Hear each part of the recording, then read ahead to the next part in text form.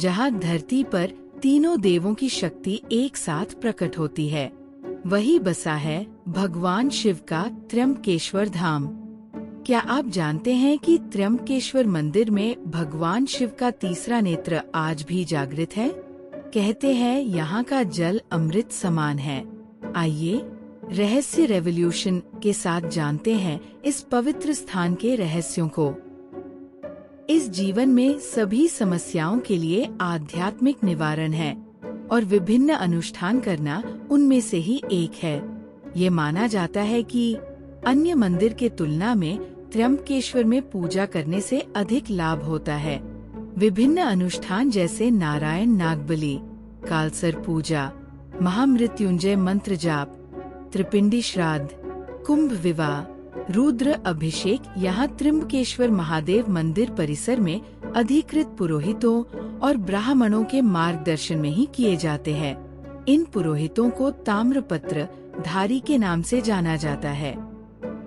त्र्यंबकेश्वर मंदिर एक प्राचीन हिंदू मंदिर है जो भारत में नासिक शहर से 28 किलोमीटर और नासिक रोड से तकरीबन 40 किलोमीटर दूर त्र्यंबकेश्वर तहसील के त्र्यंबक शहर में बना हुआ है।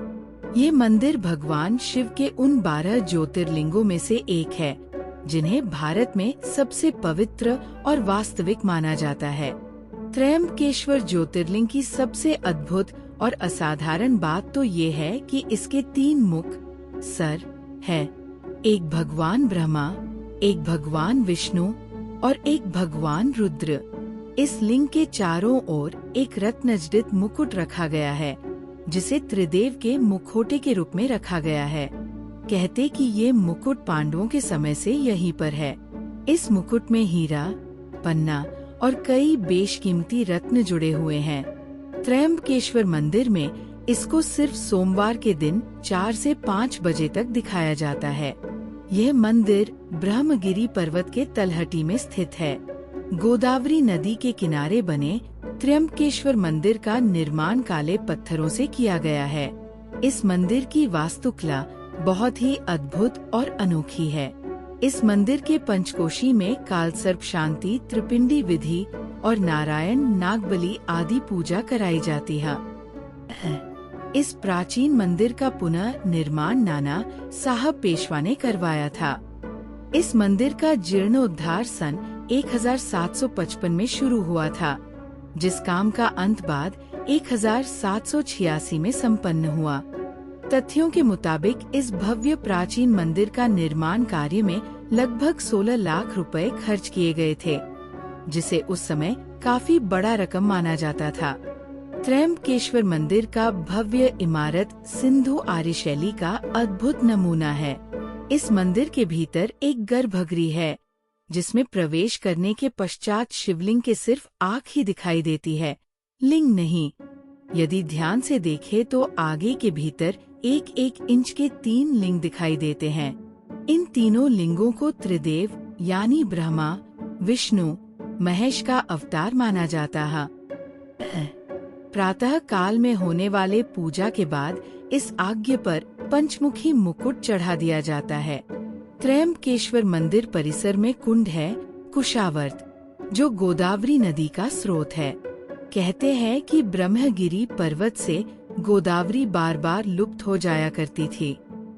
गोदावरी के पलायन को रोकने के लिए गौतम ऋषि ने एक कुशा की मदद लेकर गोदावरी को बंधन में बांध दिया था। उसके बाद से ही इस कुंड में हमेशा पानी रहता है। इस कुंड को कुशावर्त तीर्थ के नाम से जाना जाता है। कुंभ स्नान के समय शैव अखाड़े इसी कुंड में शाही स्नान करते हैं। शिव पुराण के अनुसार ब्रह्मगिरी पर्वत के चोटी तक पहुंचने के लिए 700 चौड़ी सीढ़ियां बनाई गई है। इन सीढ़ियों पर चढ़ने के उपरांत राम कुंड और लक्ष्मण कुंड मिलते हैं और शिखर के ऊपर पहुंचने पर गोमुख से निकलती हुई भगवती गोदावरी के दर्शन प्राप्त होते हैं। पुराणों के अनुसार एक बार महर्षि गौतम के तपोवन में रहने वाले ब्राह्मण की पत्नियां किसी बात पर गौतम ऋषि की पत्नी अहिल्या से नाराज हो जाती है। उन सभी पत्नियों ने अपने पति को गौतम ऋषि का अपमान करने के लिए प्रेरित किया।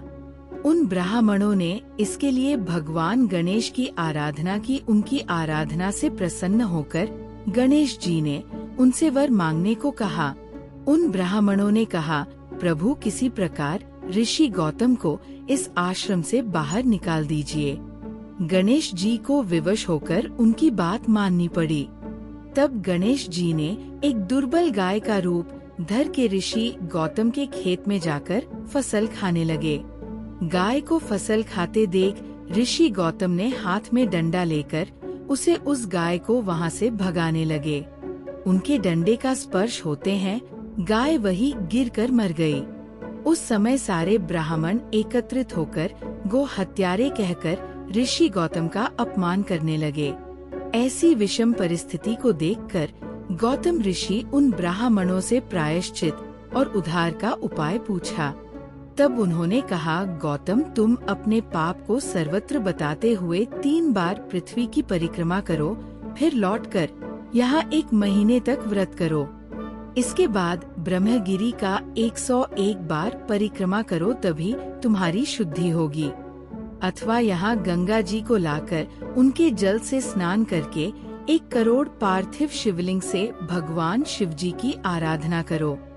इसके बाद फिर से गंगा जी में स्नान करके इस ब्रह्मगिरी के 11 बार परिक्रमा करो। फिर 100 घरों के पवित्र जल से पार्थिव शिवलिंग को स्नान कराने से तुम्हारा उद्धार होगा। उसके बाद भी गौतम ऋषि ने सारे कार्य पूरे करके पत्नी के साथ पूर्णता तल्लीन होकर भगवान शिव की आराधना करने लगे।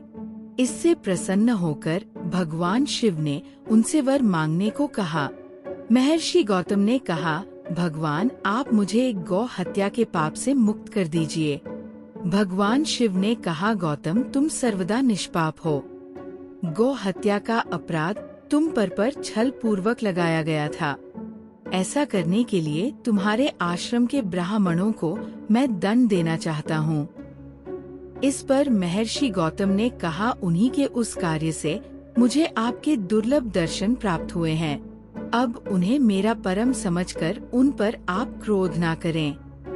बहुत सारे ऋषि मुनियों और देवगण ने वहां उपस्थित होकर ऋषि गौतम बात का अनुमोदन करते हुए भगवान शिव से सदा वहीं पर निवास करने की प्रार्थना की। फिर भगवान शिव ने उन सब की बात मानकर वहां त्र्यंबक ज्योतिर्लिंग के रूप में वही स्थित होगा। त्र्यंबकेश्वर मंदिर में जब भगवान शिव की शाही सवारी निकाली जाती है तो वह दृश्य देखने लायक होता है। इस भ्रमण के समय त्र्यंबकेश्वर महाराज के पंचमुखी सोने के मुखौटे को पालकी में बिठाकर गांव में घुमाया जाता है। फिर कुशावर्त घाट तीर्थ में स्नान कराया जाता है। इसके बाद मुखौटे को वापस मंदिर में लाकर हीरे जड़ित स्वर्ण मुकुट पहनाया जाता है। ये पूरा दृश्य त्र्यंबक महाराज के राज्य अभिषेक जैसा महसूस होता है। इस यात्रा को देखना बेहद अलौकिक अनुभव है। शिवरात्रि और सावन सोमवार के दिन त्र्यंबकेश्वर मंदिर में भक्तों का तांता लगा रहता है। यहाँ आने वाले भक्त सुबह के समय स्नान करके अपने आराध्य के दर्शन करते हैं और जिसके दर्शन मात्र से ही मनुष्य जीवन की सार्थकता महसूस होती है। ब्रह्मा, विष्णु, महेश जिनकी शक्ति से ये संसार चलता है। ब्रह्मा जो सृष्टि की रचना किए हैं, विष्णु जो सृष्टि की रक्षा करते हैं और महेश जो सब कुछ नष्ट कर सकते हैं। हमारे पुराणों में बताया गया है कि त्रिदेव होते हैं और उनके संगम को बहुत पवित्र माना गया है और इसी पवित्रता का प्रतीक है त्र्यंबकेश्वर मंदिर, जो गोदावरी नदी के तट पर बसा है। इस मंदिर का सबसे बड़ा रहस्य है इसका शिवलिंग, जो धरती के ऊपर नहीं बल्कि धरती के अंदर है। ये एक ऐसा मंदिर है जहाँ की जाने वाले विशेष पूजा से उन आत्माओं को शांति मिलती है जिनकी किसी दुर्घटना में मृत्यु हो गई हो या किसी नाग की हत्या हो गई हो। ये मंदिर हिंदू धर्म का एक महत्वपूर्ण स्थान है क्योंकि ये 12 ज्योतिर्लिंगों में से एक है। ये अकेला ऐसा मंदिर है जिसमें शिवलिंग धरती की ऊपर नहीं, धरती के नीचे एक कैविटी में स्थापित है। गर्भगृह के बीचों बीच में एक खोखला स्थान है जिसमें 3 छोटे छोटे शिवलिंग स्थापित है और हर शिवलिंग का एक रूप है, ब्रह्मा, विष्णु और महेश। और यही कारण है कि इस शिवलिंग को त्रयंबकेश्वर कहा जाता है। त्र्यंबक का अर्थ होता है 3, जो तीनों देवताओं के मिलन का प्रतीक है। सिर्फ यही नहीं, इस शिवलिंग से कई प्रकार के सिंबोलिज्म जुड़े हुए हैं, जैसे कि इस शिवलिंग के 3 नेत्र, जो कि सूर्य, चंद्र और अग्नि को सिंबोलिज करती है। और इस शिवलिंग की पूजा से एक देवता नहीं बल्कि तीनों देवताओं की पूजा साथ होती है। ऐसा माना जाता है कि जब गंगा जी यह प्रकट हुई थी तब उनका प्रवाह इतना तेज था कि कोई भी उन्हें रोक नहीं पा रहा था। तब ऋषि गौतम ने उसके किनारे कुशा की घास लगाई, इसलिए इसे कुशावर्त कुंड कहा जाता है। कुशावर्त कुंड में एक बार स्नान करने पर मनुष्य के सारे पाप धुल जाते हैं।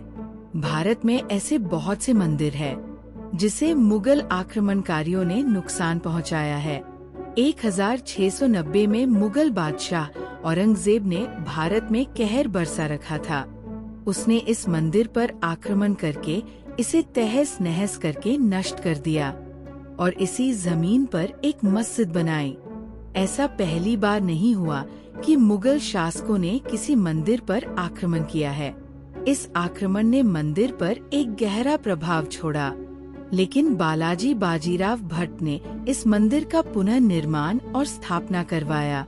18वीं शताब्दी में उनकी मृत्यु के बाद उनके पुत्र ने वहां पे मस्जिद तुड़वा के पुनः मंदिर का निर्माण कराया और इस प्रकार त्रयंबकेश्वर मंदिर पुनः अपनी प्रतिष्ठा और गौरव पर पहुंच गया। त्रयंबकेश्वर मंदिर में कई सारी अलग अलग तरीके की पूजा की जाती है। इन विभिन्न पूजाओं के पीछे विभिन्न उद्देश्य हैं। इस मंदिर में एक ऐसी पूजा होती है जो सभी पूजाओं से अलग है, नारायण नाग बलि पूजा। इस पूजा का महत्व गरुड़ पुराण में बताया गया है, जो कि पितृदोष से मुक्ति पाने के लिए किया जाता है। ये 3 दिनों तक चलने वाली एक पूजा है जो 2 भागों में बटी हुई है, नारायण बलि और नाग बलि, जो कि 2 अलग अलग कारण से की जाती है। नारायण बलि पूजा उन पूर्वजों की आत्मा की शांति के लिए की जाती है जिनकी मृत्यु किसी अप्राकृतिक कारण से हुई है। इस पूजा में आटे की गुड़िया बनाई जाती है जिसमें पितरों को जागृत किया जाता है। ऐसा माना जाता है कि इस आटे की गुड़िया में पितरों की आत्मा आकर निवास करती है, जिसके बाद इस गुड़िया को अग्नि में अर्पित कर दिया जाता है और त्रिदेव के साथ यमराज और प्रेतों को भी चढ़ावा चढ़ाया जाता है। इस अनुष्ठान का दूसरा भाग है नाग बलि पूजा, जो कि नाग की हत्या के पाप से बचने के लिए की जाती है। ये अनुष्ठान दूसरे दिन किया जाता है। इस अनुष्ठान में आटे की नाग बनाई जाती है। फिर नाग की आत्मा की शांति और अंतिम संस्कार के लिए पूजा की जाती है। आखिरी में तीसरे दिन गणेश पूजन से इसकी समाप्ति होती है। नासिक में हर 12 वर्ष में एक बार त्रयंबकेश्वर मंदिर के परिसर में सिंहस्थ या कुंभ मेले का आयोजन किया जाता है। इस दौरान लाखों श्रद्धालुओं की भीड़ यहाँ एकत्रित होती है, पूजा और स्नान करने के लिए और अपने पापों का प्रायश्चित करने के लिए। त्रयंबकेश्वर मंदिर पितृदोष निवारण का पवित्र धाम है ये, लेकिन धंसता हुआ शिवलिंग कलयुग के अंत का भी है संकेत। त्रयंबकेश्वर मंदिर 12 ज्योतिर्लिंगों में से एक है। ये स्थान गूढ़ रहस्यों, पौराणिक घटनाओं और तांत्रिक ऊर्जा का केंद्र भी है। तो चलिए जानते हैं इसके अनसुने रहस्य, प्राचीन इतिहास, गंगा अवतरण की कथा, पितृदोष निवारण की परंपरा और कुंभ मेले से इसका संबंध। त्रयंबकेश्वर ज्योतिर्लिंग को मोक्षदायी स्थल माना जाता है और यहाँ श्रद्धा से पूजा करने पर भक्त को दीर्घायु और सुख समृद्धि की प्राप्ति होती है। कथा के अनुसार ऋषि गौतम की तपस्या के फलस्वरूप भगवान शिव ने यहाँ स्वयंभू ज्योतिर्लिंग के रूप में प्रकट होकर निवास किया। त्रयंबकेश्वर मंदिर महाराष्ट्र के नासिक जिले में स्थित है और ये 12 ज्योतिर्लिंगों में से एक है। त्र्यंबकेश्वर मंदिर केवल एक ज्योतिर्लिंग ही नहीं है, बल्कि यहाँ भगवान शिव के साथ ब्रह्मा और विष्णु की उपस्थिति भी है। इस मंदिर की खास बात है कि यहाँ भगवान शिव यहाँ त्रिनेत्र 3 नेत्रों वाले स्वरूप में विराजमान हैं। यह स्थल गोदावरी नदी के उद्गम स्थान ब्रह्मगिरी पर्वत के पास स्थित है। इस प्राचीन मंदिर का पुनः निर्माण नाना साहब पेशवा ने करवाया था। यहाँ मंदिर के गर्भगृह में स्थित शिवलिंग में 3 छोटे छोटे लिंग दिखाई देते हैं, जो ब्रह्मा, विष्णु और महेश का प्रतीक है। यही कारण है कि ये ज्योतिर्लिंग अनोखा है। त्र्यंबकेश्वर मंदिर की विशेषता, यहाँ का शिवलिंग साधारण पत्थर का नहीं बल्कि स्वयंभू माना जाता है। इसमें लगातार जल रिसता रहता है, जो कभी सूखता नहीं। मंदिर के पास कुशावर्त नामक पवित्र कुंड है, जहाँ से गोदावरी नदी का प्रवाह शुरू होता है। कुशावर्त कुंड में स्नान करने से पापों का क्षय होता है। ज्योतिष शास्त्र के अनुसार त्र्यंबकेश्वर मंदिर कालसर्प दोष निवारण और नारायण नागबली पूजा के लिए विशेष प्रसिद्ध है। ये माना जाता है कि समय के साथ शिवलिंग धीरे धीरे धंस रहा है। मान्यता है कि जब शिवलिंग पूरी तरह विलुप्त हो जाएगा तो कलयुग का अंत माना जाएगा, यानी ये कलयुग के अंत का संकेत है। त्र्यंबकेश्वर ज्योतिर्लिंग को मोक्षदायी स्थल माना जाता है। मान्यता है कि यहाँ श्रद्धा से पूजा करने पर पितृदोष, कालसर्प दोष और ग्रह दोष समाप्त हो जाते हैं तथा भक्त को दीर्घायु और सुख समृद्धि की प्राप्ति होती है। मंदिर ब्रह्मगिरी पर्वत की तलहटी में स्थित है, जिसे शिव का साक्षात रूप माना जाता है। यहाँ का वातावरण ध्यान, साधना और तांत्रिक क्रियाओं के लिए अत्यंत उपयुक्त है। मंदिर में कभी नासक डायमंड स्थापित था, जिसे तीसरे एंग्लो मराठा युद्ध में अंग्रेजों ने लूट लिया। माना जाता है कि वह हीरा अब अमेरिका में एक निजी संग्रह में है। त्र्यंबकेश्वर हर 12 वर्षों में कुंभ मेले का आयोजन करता है, जहां लाखों श्रद्धालु गोदावरी में स्नान करते हैं। ज्योतिर्लिंग की स्थापना गौतम ऋषि की तपस्या और भक्ति से प्रसन्न होकर भगवान शिव ने यहाँ स्वयंभू ज्योतिर्लिंग के रूप में प्रकट होकर निवास किया। तभी से ये स्थान त्र्यंबकेश्वर ज्योतिर्लिंग कहलाता है। इस मंदिर में स्त्रियां शिवलिंग का प्रत्यक्ष दर्शन नहीं कर सकती। वे केवल भगवान के मुकुट का दर्शन करती है। भगवान शिव की कृपा आप पर बनी रहे और आप जुड़े रहें हमारे साथ रहस्य रेवोल्यूशन पर, जहां हर वीडियो लाता है एक नया रहस्य, एक नई अनुभूति। सब्सक्राइब जरूर करें।